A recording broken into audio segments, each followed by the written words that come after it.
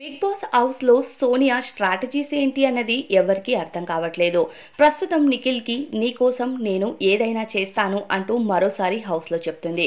నిఖిల్ అలానే సోనియా కిచెన్ దగ్గర ఉన్న టేబుల్ పైన కూర్చొని మాట్లాడుతూ ఉంటారు. ఉదయాన్నే లెగవగానే సోనియా పృథ్వీని కౌగిలించుకుంటుంది. ఆ తర్వాత నిఖిల్ పక్కన కూర్చొని నిఖిల్తో టైంని స్పెండ్ చేస్తుంది.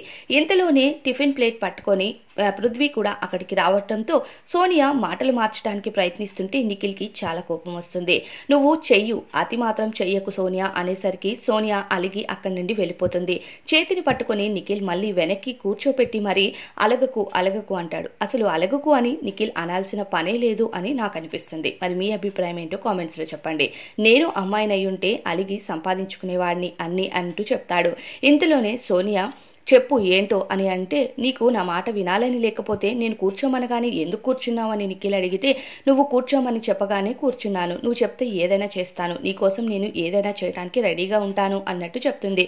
ఇక ఇంతలోనే సోనియా మాటలు విన్న నిఖిల్ ఒక్కసారిగా నవ్వుకుంటాడు. నిఖిల్ సోనియా ఇద్దరు ఒకరి కళ్ళల్లోకి ఒకరు చూసుకొని రా గార్డెన్ ఏరియాలోకి వెళ్ళి మాట్లాడుకుందామంటూ నిఖిల్ తన చేతిని పట్టుకొని భుజం పైన చెయ్యి వేసుకొని గార్డెన్ ఏరియాకు తీసుకొని వెళ్తాడు.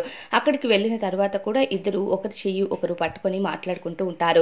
అసలు నిఖిల్ స్ట్రాటజీస్ ఏంటి, సోనియా స్ట్రాటజీస్ ఏంటి అన్నది అర్థం కావట్లేదు. సోనియా ముందుకు వెళ్ళటం కోసం నిఖిల్ని వెనక్కి లాగుతుందేమో అని అర్థమవుతుంది క్లియర్గా అందరికీ. కానీ నిఖిల్కి ఎందుకు ఈ విషయం అర్థం కావట్లేదు అన్నది తెలియట్లేదు. దీనిపైన అభిప్రాయాన్ని అయితే కామెంట్స్లో చెప్పేయండి.